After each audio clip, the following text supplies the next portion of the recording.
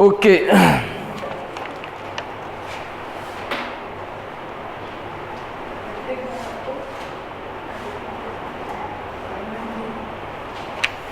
आज हम चर्चा करने वाले हैं विभिन्न कमीशन की। और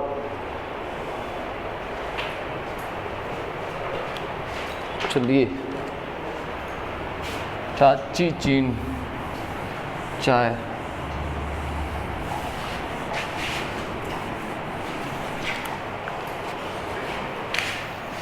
इसको कह सकते हैं राष्ट्रीय महिला आयोग।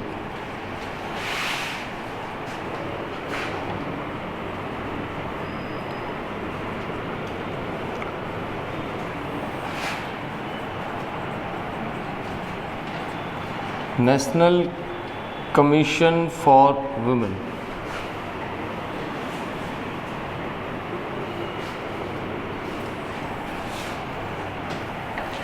कल हमने यूपीएससी के बारे में चर्चा की थी, संघ लोक सेवा आयोग के बारे में।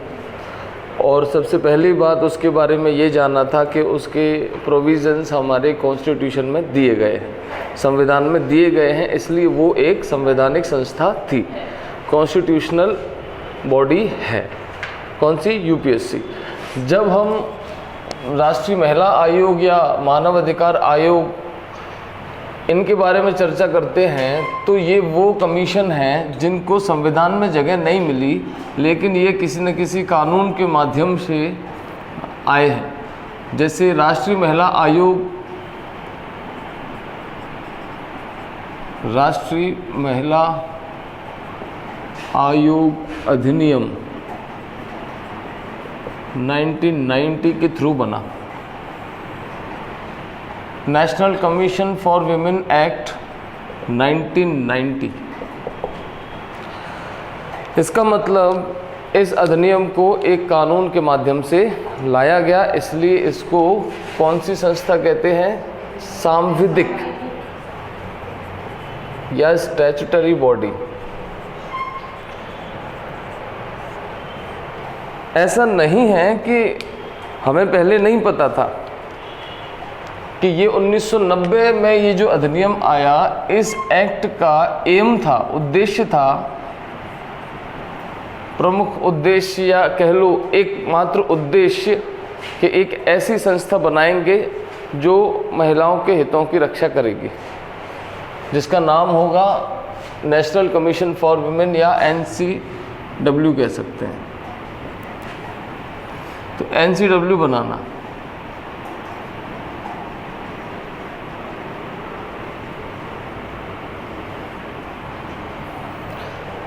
इसी उद्देश्य के साथ इस एक्ट के माध्यम से 31 जनवरी 1992 को एक कमीशन का गठन किया गया, जिसको नेशनल कमीशन फॉर वुमेन कहते हैं।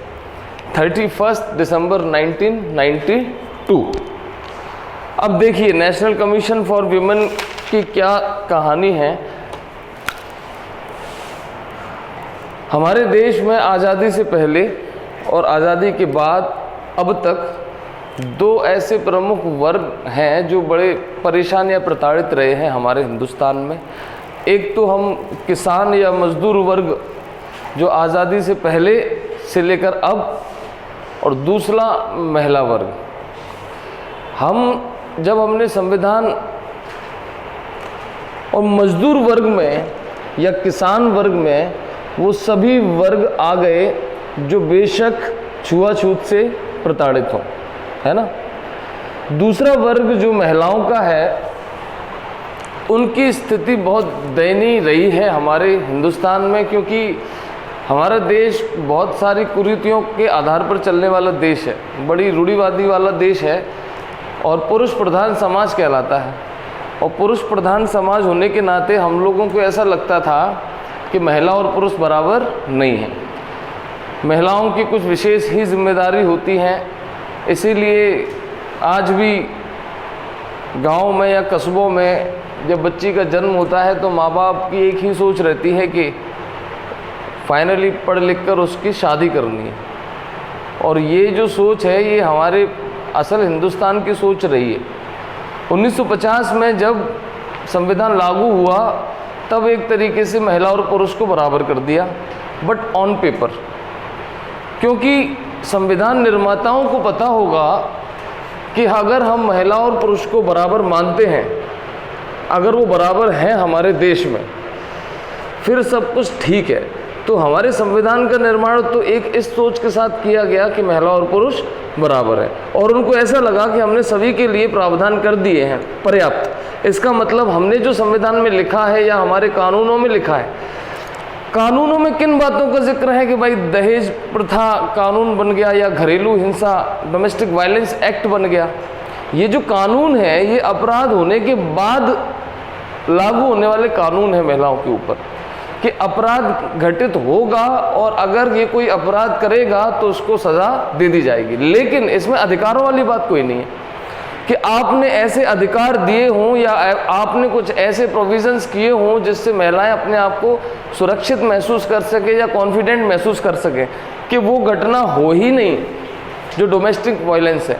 तो एक तरफ तो ये कहा गया हमारे संविधान के थ्रू कि महिला और पुरुष आपस में समान है, जबकि दूसरी तरफ ऐसे कानूनों के माध्यम से हम अभी तक इन अपराधों को रोकने की कोशिश कर रहे हैं, जबकि असल मायने में ये कानून अपराध को रोकने के लिए नहीं, अपराधी को दंडित करने के लिए थे। अगर हमारे संविधान में या 1950 से लेकर 1990 तक सब कुछ ठीक रहा होता तो हमें 1990 के दशक में, जब दुनिया बहुत आगे जा चुकी थी, तब हम महिलाओं के अधिकारों की रक्षा के लिए बात कर रहे थे। और हम जितने आयोग अभी पढ़ रहे हैं, हमने अनुसूचित जाति आयोग पढ़ा है ना, हमने ये राष्ट्रीय मानव अधिकार आयोग पढ़ा या राष्ट्रीय महिला आयोग पढ़ा, ये 90 के दशक के आसपास की देन है सब, 90 के टाइम के। और 90 का वो दशक हमारे हिंदुस्तान के लिए महत्वपूर्ण कई संदर्भों में है कि आतंकवाद चरम पर पहुंच गया हमारे देश में, हम पूरे विश्व में फेमस हो गए आतंकवाद को लेकर। हमारे यहाँ नक्सल समस्या पैदा हो गई, हमारे यहाँ माओइस्ट समस्या पैदा हो गई, डाकुओं की समस्या पैदा हो गई। तो और ये नई समस्याएं थी, लेकिन हमारी कुछ मूलभूत समस्याएं थी कि हम अपने नागरिकों के हितों की रक्षा करें। तो ये 90 के दशक में जब हमें चारों तरफ से हम घिर रहे होंगे कि इस देश की हालत इतनी गंभीर है कि किसी भी सेक्टर में जाओ इनके नागरिक परेशान नजर आते हैं, कि कोई आतंकवाद से परेशान है, कोई अपने इंटरनल मैटर से परेशान है। लेकिन एक वर्ग है कि महिला वर्ग, उनके उत्थान के लिए कोई शायद प्रयास नहीं किए गए। तो 90 के टाइम पर 31 जनवरी 1992 को ये आयोग आने से पहले इस आयोग को लाने के लिए एक कानून लाना पड़ा, है ना, जिस कानून का नाम क्या था, राष्ट्रीय महिला आयोग अधिनियम 1990, जिसका उद्देश्य ही था कि अब ये एक संस्था बनाने वाले हैं। लेकिन ये संस्था बन भी गई और इस संस्था को अगर इसके आलोचनात्मक मैं दृष्टिकोण रखूं कि भाई इसमें अच्छी बात क्या है और बुरी बात क्या है, तो इस संस्था की अच्छाइयों के ऊपर इसकी कमियां बहुत ओवरलैप करती हैं। इसकी कमियां ओवरलैप इसलिए करती हैं कि जैसे हमने ह्यूमन राइट कमीशन बनाया, ह्यूमन राइट कमीशन में हमने एक चेयरपर्सन ऐसा बनाया जो चीफ जस्टिस ऑफ इंडिया रहा हो, मतलब इस पद पर रहने वाला एक व्यक्ति, और कुछ सदस्य हमने ऐसे बनाए जो सुप्रीम कोर्ट से या हाई कोर्ट से ताल्लुक़ रखते हों, यानी कि जुडिशियल संस्था से जुड़े हुए लोग। हमने मानव अधिकारों की रक्षा को हमने बड़े पैमाने पर लागू करने की कोशिश की। लेकिन जैसी महिला आयोग की बात आती है तो यहाँ अध्यक्ष और सदस्यों के चुनाव के लिए जैसे ये कमीशन बनेगा, इसके लिए कुछ विशेष योग्यताएं निर्धारित नहीं की गई। सेंट्रल गवर्नमेंट ने ही इनको अपॉइंट कर दिया। सेंट्रल गवर्नमेंट ने किन आधारों पर अपॉइंट कर दिया कि भाई उस व्यक्ति को उन आधारों पर अपॉइंट कर दिया कि उसने महिला जागरूकता के लिए काम किया हो, विधि कानून का वो जानकार हो। लेकिन कुल मिला के कोई योग्यता नहीं रखी गई जैसे मानव अधिकार आयोग में रखी गई थी। इस आयोग का काम एक तरीके से सिफारिशी हो गया कि सिफारिश करने तक सीमित इसलिए हो गया कि इस आयोग का भी काम क्या है, ये केंद्र सरकार को बोले कि यहाँ संबंधित क्षेत्र में महिलाओं के साथ उत्पीड़न हुआ या कुछ ऐसा केस आया जिस पर आपने संज्ञान नहीं लिया। ये किससे बोलेंगे? केंद्र सरकार से। अब केंद्र सरकार ही इनको अपॉइंट कर रही है, तो इस आयोग का क्या दबाव होगा केंद्र सरकार के ऊपर, क्योंकि इनके अध्यक्ष को कौन अपॉइंट करेगा? सेंट्रल गवर्नमेंट, पीएम, कि भाई किसको अपॉइंट किया जाए? इनको अध्यक्ष के तौर पर अपॉइंट कर दो। अब ये कैसे पीएम से प्रश्न करेंगे? एक तरीके से सोचिए आप, अगर प्रैक्टिकली हम बात करें, इन बातों इन पर विमर्श इसलिए नहीं होता क्योंकि ये जानकारी का मुद्दा है नहीं हर किसी की, हम पढ़ रहे हैं इसलिए हमें पता चलता है। तो आयोग तो बना दिया, लेकिन एक कठपुतली की तरह ये काम कर रहा है, ये समझिए। उन्नाव केस आपको याद होगा, उन्नाव केस एक दुष्कर्म का मामला था। तो वो जो पीड़ित जो भी बच्ची थी, वो मेरे ख्याल से पुलिस थाने से लेकर हर एक नेता से लेकर सीएम से लेकर national human right commission, state human right commission, women commission, PM house, president, इतनी जगह उसको परेशान होना पड़ा। अगर महिलाओं के लिए इन्होंने कुछ राइट या ऐसे कुछ कमीशन बनाए होते तो उसको जाना ही नहीं पड़ता। और इसका उद्देश्य, खास तौर से ऐसे कमीशंस का उद्देश्य ही ये होता है कि भाई अगर कोई नहीं भी आ पा रहा है तो ना आए। हम पुलिस स्टेशन नहीं है कि हमारे यहाँ एफआईआर होगी तभी हम किसी की मदद करने जाएंगे। इनके उद्देश्यों में शामिल होता था कि अगर महिलाओं के राइट के वायलेशन संबंधित कोई भी आप पर खबर आती है, आप सुन लेते हो, पढ़ लेते हो, कहीं देख लेते हो, न्यूज़ चैनल में देख लेते हो, कोई आपको मौखिक जानकारी दे देता है, कहीं से भी आपको पता चल जाता है, तो आप खुद जाके संज्ञान ले सकते हैं। इन कमीशंस की ज़रूरत इसलिए पड़ी क्योंकि अदरवाइज़ उसको पुलिस स्टेशन जाना पड़ेगा, एक एफआईआर दर्ज करानी ही पड़ेगी। और इसमें हमारे देश में महिलाओं की वो स्थिति नहीं है कि वो खुशी खुशी, महिलाओं की क्या, पुरुषों की वो स्थिति नहीं है कि वो पुलिस स्टेशन खुशी खुशी जाएं, है ना। तो उद्देश्य बहुत अच्छा था, लेकिन प्रावधान उतने स्ट्रॉन्ग नहीं थे। तो ये बनाया गया इस एक्ट के माध्यम से। तो पहली बात कि ये स्टैट्यूटरी बॉडी है, सांविधिक संस्था है, क्योंकि कानून के माध्यम से लाई गई है। और इस कानून में कुछ प्रावधान है, प्रोविजंस, जिनको चैप्टर्स में बांटा गया है और सेक्शंस में बांटा गया है। इस कानून में कुल मिला के 17 सेक्शन है। कितने सेक्शन है? 17। इनको 5 चैप्टर्स में बांटा गया है। थोड़ी सी देर, बड़ी साधारण से उसके प्रोविजंस हैं, कुछ विशेष प्रोविज़न नहीं है। मैं आपको इन सभी 17 सेक्शन को एक बार में बताता हूँ क्या क्या है उनके बारे में। सभी सेक्शन में क्या क्या है, हर एक सेक्शन में। तो इन 17 टोटल सेक्शंस या धाराओं को 5 अध्यायों में बांटा गया, जिसके माध्यम से हमें क्या क्या पता चलेगा कि ये नेशनल कमीशन फॉर वुमेन क्या होता है, इसका एस्टेब्लिशमेंट कैसे होता है, कितने मेंबर्स होते हैं या चेयरपर्सन कैसे चुने जाते हैं, इसके अलावा इनके काम क्या होते हैं, इनकी सैलरीज कैसे दी जाती है ना, रेजिग्नेशन कैसे होता है, अपॉइंटमेंट कैसे होता है, पूरी जानकारी इस एक्ट में दी जाती है, क्योंकि इसी कानून के माध्यम से ये कमीशन लाया गया है ना। तो 17 सेक्शन, चैप्टर नंबर, कितने चैप्टर हैं कुल मिला के? 5। इनमें पहला चैप्टर किसी भी एक्ट का एक तरीके से मान लो इंट्रोडक्टरी सेक्शन हो गया, सेक्शन नंबर 1 और सेक्शन नंबर 2। मैं सभी सेक्शन को यहाँ से वहाँ तक लिख देता हूँ शॉर्ट में। चैप्टर नंबर 1 के तहत सिर्फ 2 सेक्शन आने वाले हैं।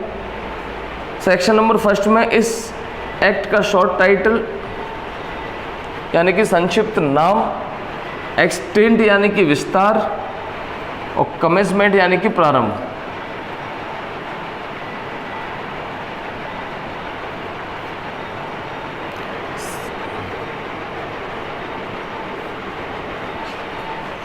सेक्शन नंबर 2 में डेफिनेशंस, 4 शब्दों को डिफाइन किया गया है, ज़्यादा शब्दों का प्रयोग नहीं किया गया है।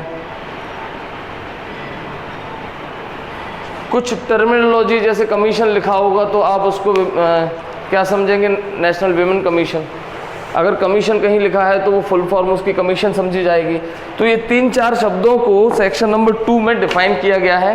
तो चैप्टर 1 में सिर्फ 2 सेक्शन है, जिसमें पहला सेक्शन इस अधिनियम का संक्षिप्त नाम यानी कि शॉर्ट टाइटल, जो कि लिखा हुआ है कि नेशनल कमीशन विमेन एक्ट 1990, और 1990 ये 30 अगस्त 1990 को पास हुआ, प्रकाशित हुआ ऑफिशियल गैजेट पर, राजपत्र पर। जब कोई एक्ट कानून बन जाता है तो उसको ऑफिशियल गैजेट पर प्रकाशित किया जाता है ना, कि उसमें क्या क्या लिखा गया, क्या प्रावधान है। तो एज इट इज़ जो जो प्रोविजंस होते हैं वो अपन चर्चा कर रहे हैं। अब शुरू होता है इसका चैप्टर नंबर 2, जहाँ से सारी भूमिका शुरू होती है। तो चैप्टर नंबर 1 में सिर्फ 2 सेक्शन है। परिभाषाएं, जैसे कमीशन का मतलब क्या होगा, अगर इस एक्ट में कहीं कमीशन लिखा हुआ है तो उसका मतलब समझा जाएगा विमेन कमीशन, या प्रिस्क्राइब्ड लिखा है तो नियमों द्वारा विहित। तो 3-4 ऐसे शब्द इनको यहाँ डिफाइन किया गया है। चैप्टर नंबर 2 शुरू होता है जिसमें 3 से लेकर 9 तक के सेक्शन, और सबसे पहले आता है सेक्शन नंबर 3, उसमें गठन किया गया है या एस्टेब्लिश किया गया है।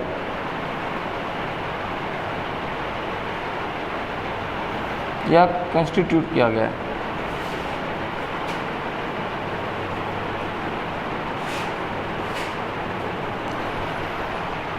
राष्ट्रीय महिला आयोग अधिनियम 1990 के सेक्शन 3 के तहत एक राष्ट्रीय महिला आयोग होगा, एक नेशनल कमीशन फॉर वुमेन होगा, जिसकी एक चेयरपर्सन होगा यानी कि अध्यक्ष,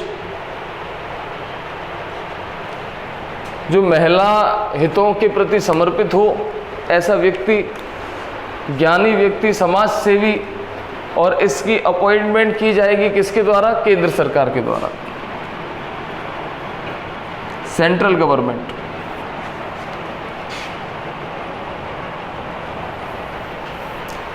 और बोला गया इस एक चेयरपर्सन के अतिरिक्त 5 मेंबर होंगे। इनको भी सेंट्रल गवर्नमेंट द्वारा अपॉइंट किया जाएगा।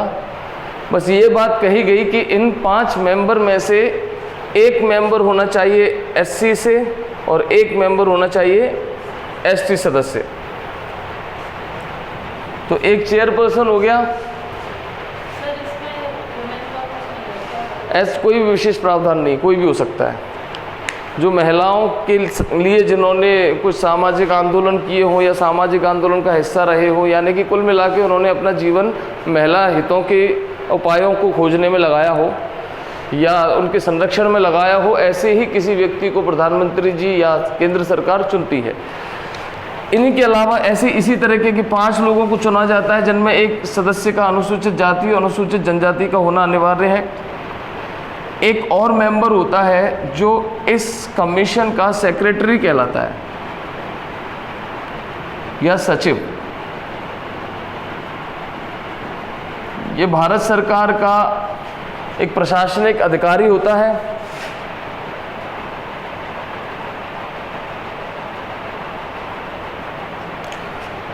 जिसके हाथों में सारे एग्जीक्यूशन के काम होते हैं, और ये विशेष योग्यता प्राप्त व्यक्ति होता है। इसका भी अनुभव उस दिशा में होना चाहिए, महिला संरक्षण की दिशा में, तब ये एक टीम बना पाएगा और उस दिशा में काम कर पाएगा। तो चैप्टर नंबर 2 के तहत सेक्शन नंबर 3 में इनका क्या कर दिया गया है? एस्टेब्लिशमेंट कर दिया। उसके बाद बता दिया कि इसमें कौन कौन और लोग होंगे या इनका टेन्योर क्या होगा। सेक्शन नंबर 4 में इनका पदावधि या टर्म्स ऑफ ऑफिस और सेवा शर्तें,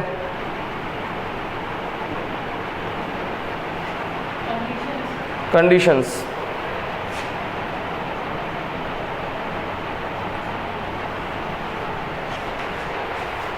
जो भी टेन्योर होगा वो 3 साल से ज़्यादा का नहीं हो सकता। 3 साल की अवधि तक का टेन्योर हो सकता है। और जो अध्यक्ष और सदस्य दोनों का 3 साल की अवधि तक हो सकता है। राष्ट्रीय मानवाधिकार आयोग की पहली अध्यक्ष बनी थी जयंती पटनायक, जो सबसे पहले 1992 में बनी थी, जयंती पटनायक।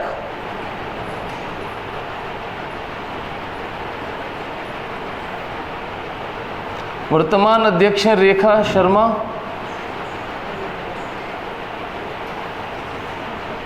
जो कार्यकारी अध्यक्ष थी, फिर अक्टूबर 2018 में इन्होंने अध्यक्ष के तौर पर फाइनली पदभार ग्रहण किया।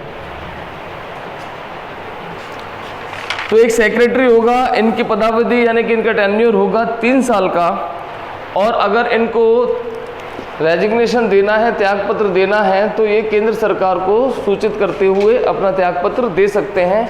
ये सेक्शन नंबर 4 में ही बता दिया गया है। सेक्शन नंबर 5 में बताया गया है कि other officer and staff, appointment of other officers and staff, ऐसा कह सकते हो।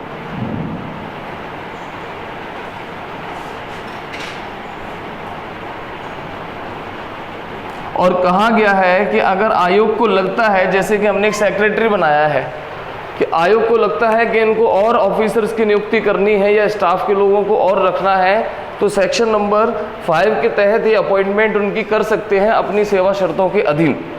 जो भी टर्म्स एंड कंडीशंस ये रखेंगे, उन टर्म्स एंड कंडीशंस के अधीन सेक्शन नंबर 5 के तहत ये अदर ऑफिसर्स ऑफ स्टाफ की भर्ती कर सकते हैं।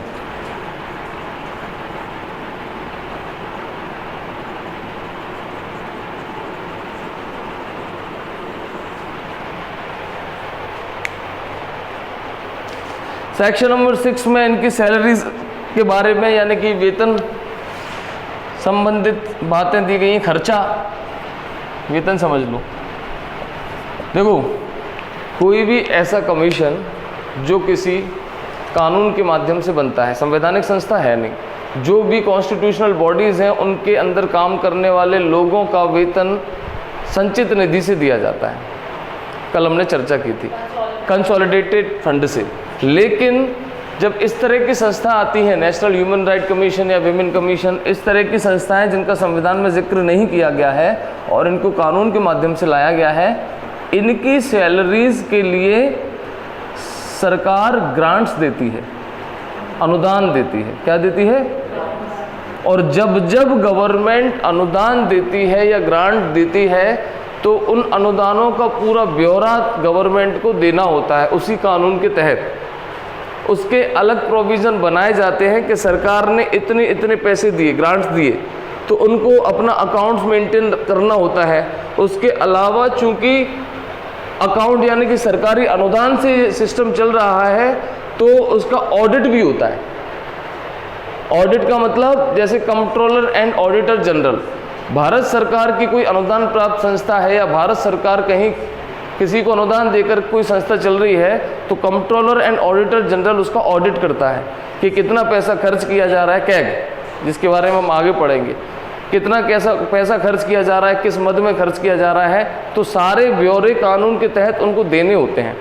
और जितनी फंड की जानकारी है, ये सिर्फ जांच के दायरे में नहीं आती, इनको संसद में भी पेश करना हो, रिपोर्ट होती है, वार्षिक रिपोर्ट जाती है सरकार के पास, सरकार उसको पार्लियामेंट के सेशन में रखती है कि ये तो आयोग के काम की रिपोर्ट हो गई, ये उसके खर्चे का ब्यौरा हो गया जो ऑडिट किया गया है।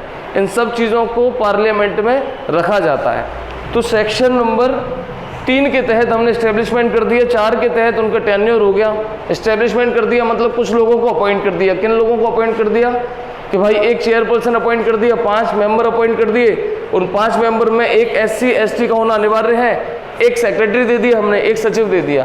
उसके अलावा इनका टेन्योर डिसाइड कर दिया कि 3 साल की अवधि तक ये काम कर सकते हैं, और अगर इनको लगता है कि और ऑफिसर्स की नियुक्ति करनी है, अपॉइंटमेंट करनी है, तो सेक्शन नंबर 5 के तहत अपॉइंटमेंट कर सकते हैं।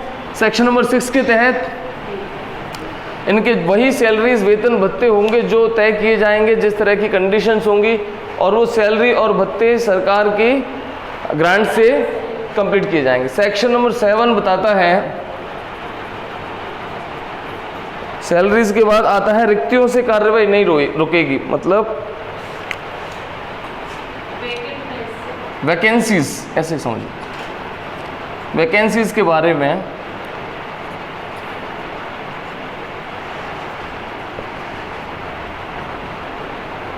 शॉर्ट में बता दिया मैंने।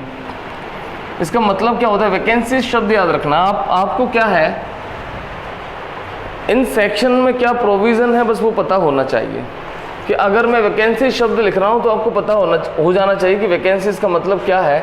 आप ये समझना कि इन्होंने ये कहा है कि अगर इन केस मान लो हमने कमीशन बनाया, उसको बनाने में कुछ खामी रह गई, खामी रह गई का मतलब मान लो मेंबर नहीं थे उस समय, या मेंबर नहीं मिल पाए, 5 मेंबर नहीं मिल पाए, या 1 मेंबर चला गया, तो अगर 1 मेंबर की कुर्सी खाली है या 2 मेंबर की कुर्सी खाली है या सभी मेंबर की कुर्सी खाली ही क्यों ना हो, चेयरपर्सन की कुर्सी कभी भी खाली नहीं हो सकती।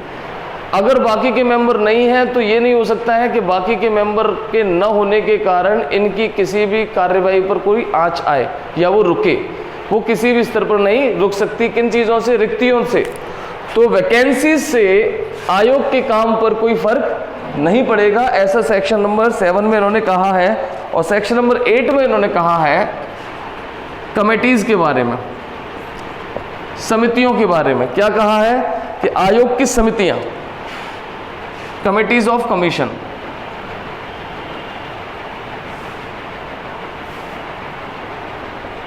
अभी अपन इनको लाइन से याद भी कर लेंगे कि आयोग के समक्ष कुछ प्रश्न उठता है, कोई क्वेश्चन आता है जिसका आंसर नहीं मिल रहा। कमेटी बनती ही क्यों है? जब हमें कुछ ज़रूरत होती है, किसी विशेष चीज़ पर विचार करना है तो हम एक कमेटी बना देते हैं और उनको वो मुद्दा सौंप देते हैं कि आप इस पर रिसर्च करिए और रिसर्च करने के बाद किसी कंक्लूजन पर पहुंचिए और हमको बताइए कि हम इस मुद्दे पर क्या करें। तो आयोग को बताया गया है, कहा गया है सेक्शन नंबर 8 के तहत कि आप अपने किसी भी प्रश्न के लिए, प्रश्न मतलब किसी भी प्रॉब्लम को सॉल्व करने के लिए कमेटी, एक ऐसी कमेटी का गठन करें जिसका कोई भी मेंबर आयोग का मेंबर ना हो। मतलब एक ऐसी कमेटी आप इस्टेब्लिश करें जिसके मेंबर आयोग से या कमीशन से अलग होंगे।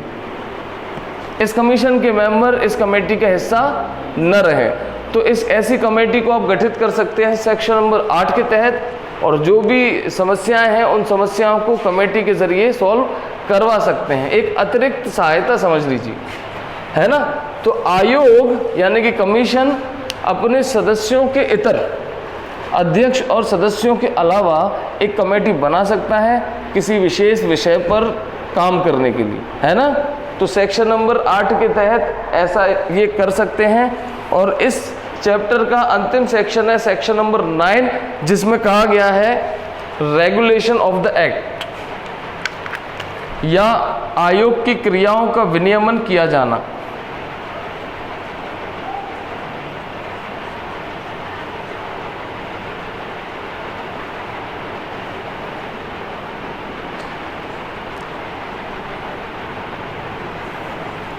रेगुलेट का मतलब जैसे रूल्स एंड रेगुलेशंस हम कहते हैं, हमने रूल्स बनाए हैं और वो रूल्स फॉलो हो रहे हैं या नहीं हो रहे हैं, ये चेक करने की प्रक्रिया रेगुलेशन कहलाती है। विनियमन, नियम बना दिए गए हैं, वो नियम जो बनाए हैं वो ठीक तरीके से हो रहे हैं या कि नहीं हो रहे हैं, इसके लिए क्या करना होता है।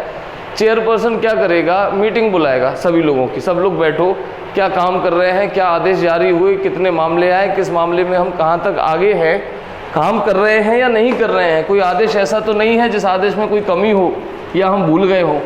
तो ये सेक्शन नंबर 9 के तहत आयोग की समस्त क्रियाओं को विनियमन किया जाना चाहिए, मतलब रेगुलेट किया जाना चाहिए।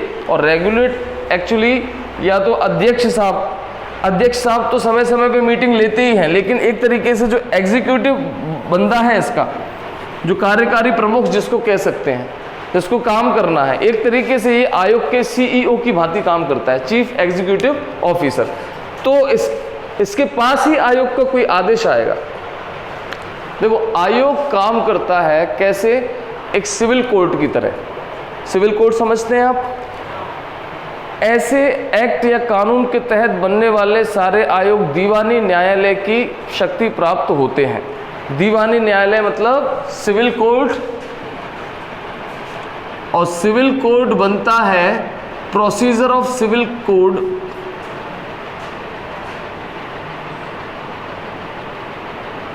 1908, सिविल प्रक्रिया संहिता 1908 के तहत इस न्यायालय, इस कमीशन को एक सिविल कोर्ट की पावर मिली हुई है। सिविल कोर्ट का मतलब ये है, ये भारत में मौजूद किसी भी व्यक्ति को समन भेज सकते हैं उसको अपने यहाँ बुला सकते हैं, हाजिर होने के लिए कह सकते हैं, उसके बयान दर्ज कर सकते हैं।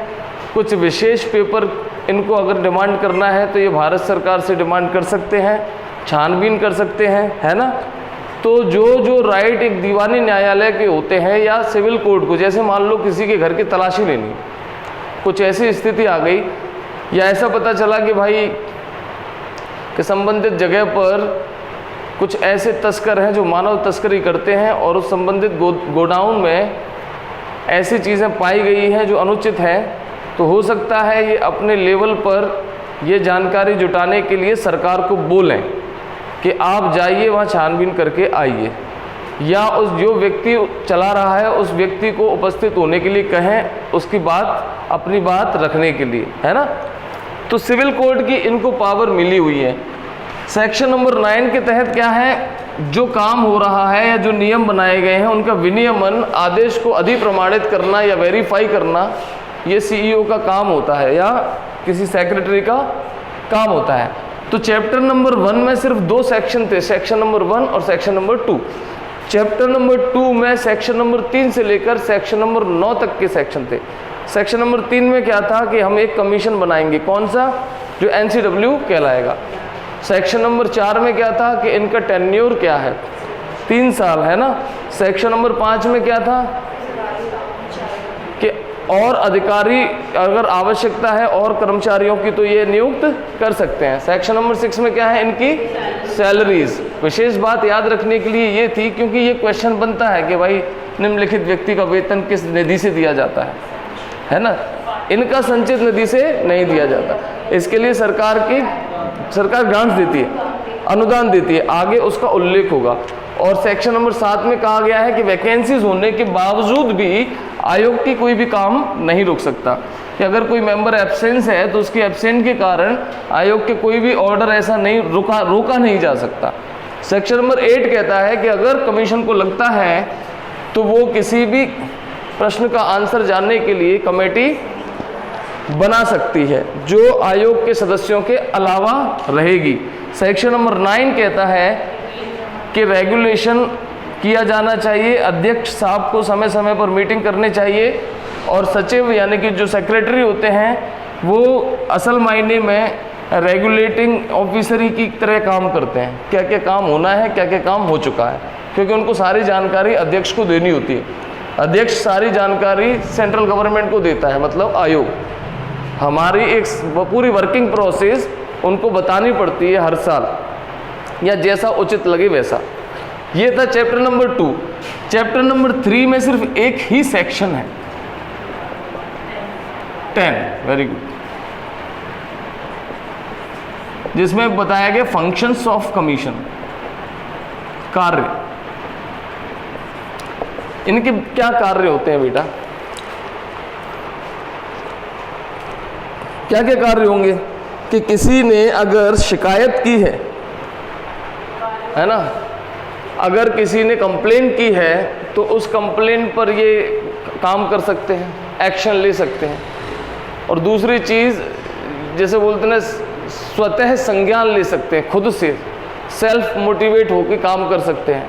ज़रूरी नहीं है किसी की शिकायत पर ही संज्ञान लें, इनके पास कोई भी जानकारी आती है तब ये खुद से संज्ञान ले सकते हैं। कामों में ही ये आता है, चूंकि इनको सिविल न्यायालय की शक्तियाँ प्राप्त है तो इसके काम सिविल न्यायालय के तुल्य भी हो सकते हैं। इसके अलावा केंद्र सरकार को ये ज़रूरी है कि महिलाओं से संबंधित किसी भी महिला उत्पीड़न से संबंधित या महिलाओं पर अत्याचार से संबंधित किसी भी मुद्दे पर कोई भी काम करने से पहले इसकी सलाह ले। राष्ट्रीय महिला आयोग की वो एडवाइजरी हर मसले पर लेंगे, ऐसा कहा गया है केंद्र सरकार को। तो इनके विशेष तौर पर सेक्शन नंबर 10 है। इन कामों में और भी बहुत से काम होते हैं कि भाई अवेयरनेस प्रोग्राम भी आपको चलाना है, साथ ही आप ऐसे नॉन गवर्नमेंट ऑर्गेनाइजेशन को भी बढ़ावा देंगे जो इस दिशा में काम कर रहे हैं, है ना। वो सारी एक्टिविटी करेंगे जो महिलाओं उत्पीड़न को रोकने में कामयाब हो या कुछ हद तक सफल हो। अपने अनुशंसा सरकार को प्रेषित करेंगे, यानी कि अपनी एडवाइजरी कि आपको क्या लगता है कि इस दिशा में क्या अच्छा किया जाना चाहिए, यानी कि इनको रिसर्च करना होता है, अनुसंधान हमेशा कि क्या अच्छा किया जाए। तो सेक्शन नंबर 10 के तहत बेशक इनके फंक्शंस बताए गए हैं, और सेक्शन नंबर 10 में सिर्फ चैप्टर नंबर 2 में सिर्फ एक ही सेक्शन है, सेक्शन नंबर 10। इसके बाद आता था चैप्टर नंबर 3, जिसमें आता है, पूरा गया, बहुत बढ़िया। देखो चैप्टर नंबर 1 में 2 सेक्शन आ गए, पहला धारा और धारा नंबर 2। चैप्टर नंबर 2 में कितने सेक्शंस आ गए? 3, 4, 5, 6, 7, 8 एंड 9। चैप्टर नंबर 3 में आ गए सिर्फ एक, 10। अब आया चैप्टर नंबर 4, जिसमें आया सेक्शन नंबर 11, और कहा गया है grants made by central government, सरकार, केंद्र सरकार द्वारा दिया गया अनुदान।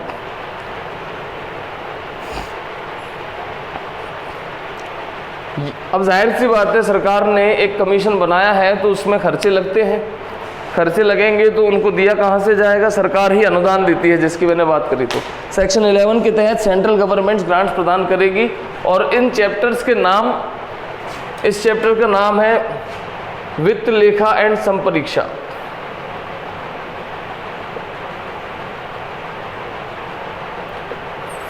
फाइनेंस, अकाउंट एंड ऑडिट, तीनों चीजें।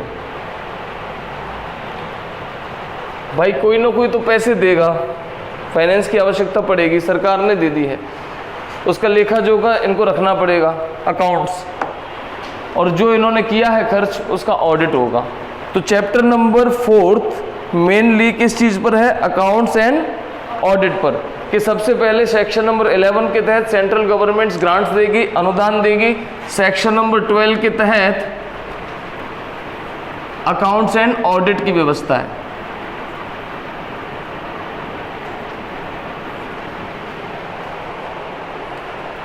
अकाउंट्स एंड ऑडिट, यानी कि इनको लेखा जोखा रखना चाहिए। क्यों रखना चाहिए? क्योंकि उनका ऑडिट किया जाएगा। और सेक्शन नंबर 13 इन्हीं के आगे, इन्हीं के बारे में ये है कि आयोग अपनी रिपोर्ट किसको देगा? सेंट्रल गवर्नमेंट को, सालाना। सेक्शन नंबर 13 में रिपोर्ट है कि क्या उन्होंने काम किया है, उसकी सालाना रिपोर्ट प्रस्तुत की जाए। सालाना रिपोर्ट के अतिरिक्त अगर ज़रूरत पड़ती है, कुछ रिपोर्ट पहले देनी है या कुछ रिकमेंडेशंस हों और वो रिपोर्ट पहले इस केंद्र सरकार को जाना चाहिए, तो ऐसा भी हो सकता है। ऐसा आवश्यक नहीं होता कि सिर्फ साल में एक बार ही रिपोर्ट दी जाए। सेक्शन नंबर 13 में रिपोर्ट के साथ साथ सेक्शन नंबर 14 कहता है कि आप अकाउंट्स एंड ऑडिट की भी रिपोर्ट देंगे हमको। काहे की रिपोर्ट? Accounts and audit. जो सेक्शन नंबर 12 के तहत होगा, उनका लेखा जोखा और उसका ऑडिट, उसकी रिपोर्ट सेक्शन नंबर 14 के तहत ये केंद्र सरकार को प्रेषित करेंगे। तो ये 2 रिपोर्ट प्रेषित करते हैं। सेक्शन नंबर 13 के तहत इन्होंने जो भी काम किए होंगे, जो भी रिकमेंडेशंस होंगी, जो भी इनको प्रॉब्लम्स आई होंगी, और सेक्शन नंबर 14 के तहत जितने भी खर्चे हुए होंगे, जितना इनको फंड मिला होगा, उसकी रिपोर्ट भी इनको सेंट्रल गवर्नमेंट को देनी होती है। और किसी भी तरह की रिपोर्ट को, किसी भी कमीशन की किसी भी तरह की रिपोर्ट को, अगर वो नेशनल कमीशन है तो पार्लियामेंट में रखा जाएगा उसको, अगर वो कोई स्टेट कमीशन है तो वहाँ की विधानसभा में रखा जाएगा। तो ये रिपोर्ट देंगे प्रेसिडेंट को, प्रेसिडेंट उनको पार्लियामेंट में रख देंगे। इसके साथ ही अंतिम चैप्टर होता है चैप्टर नंबर 5 मिसलेनियस, जिसमें चैप्टर नंबर सेक्शन नंबर 15, 16 और 17 है।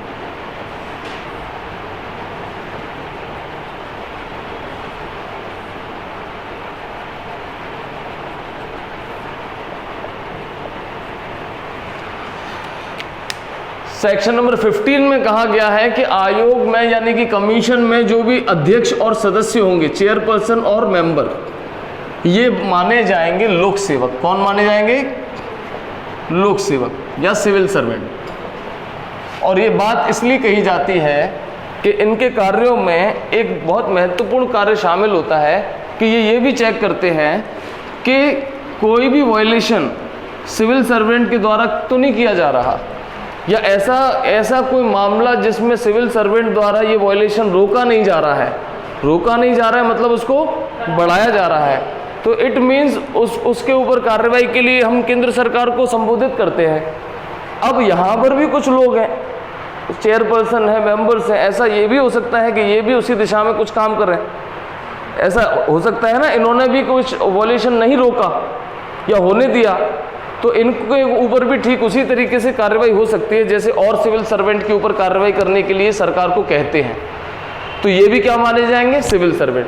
और सिविल सर्वेंट की डेफिनेशन ये तो हमें याद ही होना चाहिए। सिविल सर्वेंट को परिभाषित हमारे हिंदुस्तान में इंडियन पिनल कोड में किया गया है। कहाँ किया गया है? हाँ, इंडियन पिनल कोड का सेक्शन 21 में डिफाइन किया गया है सिविल सर्वेंट को।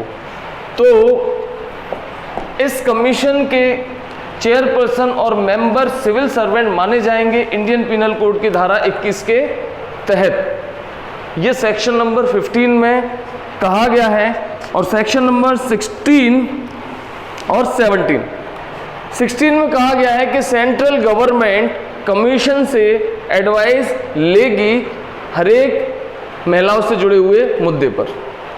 कोई भी राष्ट्रीय हित का मुद्दा, वो मुद्दा जो महिलाओं के हित के लिए है, या कोई भी ऐसा नियम कानून जो महिलाओं के हित के या महिला सुरक्षा के लिए या महिलाओं के हितों के संरक्षण के लिए बनाया जा रहा है, कोई भी ऐसी कवायद की जा रही है, तो ये आवश्यक है कि केंद्र सरकार राष्ट्रीय महिला आयोग से परामर्श ले, यानी कि उनको एडवाइस लेनी ही पड़ेगी। ऐसा उनको सेक्शन नंबर 16 के तहत बाध्य किया गया है। तो सेक्शन नंबर 16 कहता है कि केंद्र सरकार कमीशन से एडवाइजरी लेगा। और सेक्शन नंबर 17